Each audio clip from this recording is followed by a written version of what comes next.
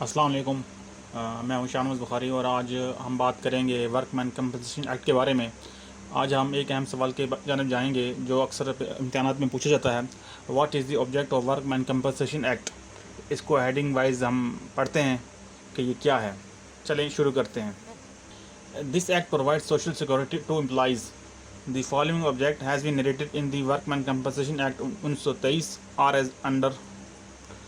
पहला जी इसकी पॉइंट बनता है provide social security. This act provide social security to the workman and employers. ये एक्ट वर्कमैन को और मुलाजमीन को माशी तहफ़्फ़ुज़ देता है। This act protects rights of the workman.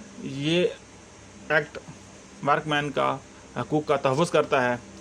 N employee who die or suffer from disablement partial or total due to accident is entitled to get compensation from employer.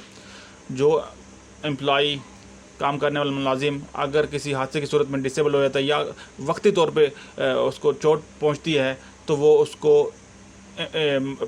लाजमी है कि एम्प्लॉयर के लिए वो उसको उसकी दादरसी करे, उसको रिलीफ मुहैया करे पैसों की शक्ल में या इलाज की शक्ल में। दूसरा इसका पॉइंट है जी एम टू प्रोवाइड रिलीफ।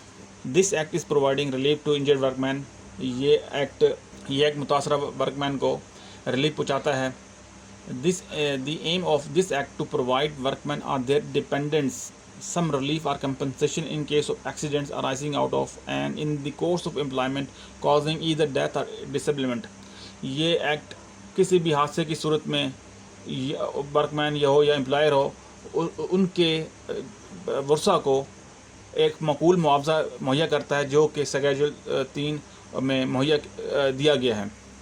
वो मिनिमम 2 लाख से 5 लाख तक रकम है, बढ़ भी सकती है उस पर एज पर ग्रेजुटी अगर इन्वॉल्व हो तो। तीसरा पॉइंट इसका बनता है welfare of workman. This act is providing relief to the workman. It is basic object of the workman compensation act 1923। This act has made for welfare of workman. The employer is liable to do such thing which is going in favor of workman. It is primary duty of the employer to give compensation before approval of the commissioner। ये act जहाँ तक मैं employer जो आजर है उस पर लाजम है कि वो वर्कमैन को हर तरह की सहूलियत मुहैया करे जो भी काम के सिलसिले में उसको दरकार होती है, और उस पर उसकी ये लाजमी ड्यूटी में शामिल है कि वो कमिश्नर से अप्रूवल लेकर उसकी दाद रसी करे वर्कमैन की। Protection against loss of income. The second goal is to provide effective protection against loss of income. The cash incentive are meant to recover a large proportion of the lost wages of the disabled workers so that the previous quality of life can be maintained। इसका जो third इसका main objective है वो है workman का आमदन का जो नुकसान है, जो किसी भी हादसे की सूरत में वो डिसेबल हो जाता है, उंगली टूट जाती है या फ्रैक्चर हो जाती है, बिल्कुल ही कट जाती है, उस सूरत में ये एक्ट वर्कमैन को तहफ़्फ़ुज़ देता है कि वो उस काम के सिलसिले में जो अगर पार्शियल डिसेबलमेंट है हुई है उसको उसकी उजरत दें जब तक कि उसकी फिंगर ठीक नहीं होती या उसका फ्रैक्चर हो गया तो उसको एक लाइफ टाइम उसका कोई मकबूल सा मुआवजा मुकर्रर करें या उसको उसके काम में मज़ीद कोई आसानी पैदा कर दें। अब इसका चलते हैं 5वें इसकी हेडिंग की जानिब, medical treatment and recovery facilities. Third objective is to provide the injured staff with sufficient medical treatment and recovery facilities. It required employers to cover hospital, surgical and other medical expenses incurred by injured workers and provide rehabilitation facilities। ये इसका third जो इसका object है वो ये है कि इसको मेडिकल फैसिलिटी मुहैया की जाए ताकि वो उसकी अगर हादसा हुआ है वो उसकी रिकवरी उसकी जल्दी सेहतयाब हो जाए अपने ज़ख़म से।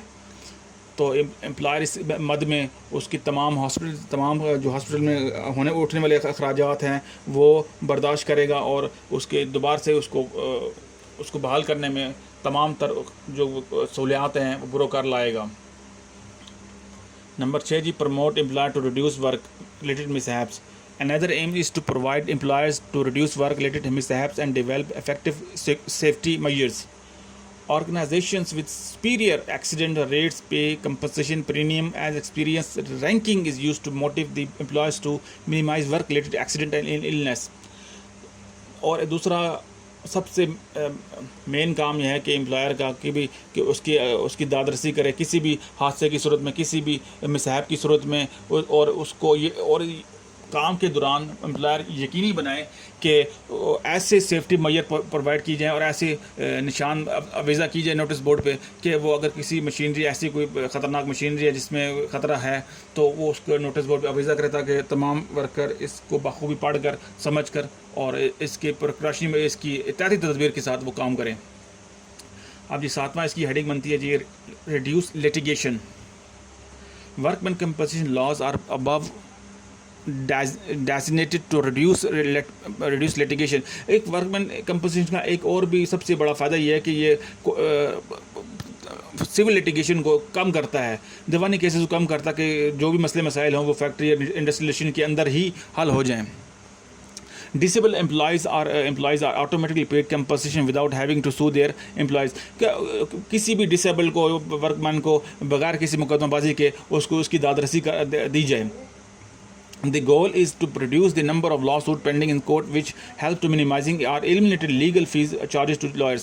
इसका एक और भी मकसद है कि जो मुकदमात उठने वाले अखराजात हैं, जो वकील की मद में जो अदालतों में खर्च होते हैं या पेंडिंग जिनके मामला ज़ेर इल्तवा होते हैं, तो उनके लिए भी ये मामला है कि वो केस वगैरह ना करें, वो सीधा पहले ही फॉरम पे यानी कि एम्प्लॉयर या कमीशन के फॉरम पे ही ये उनको दादरसी मिल जाए।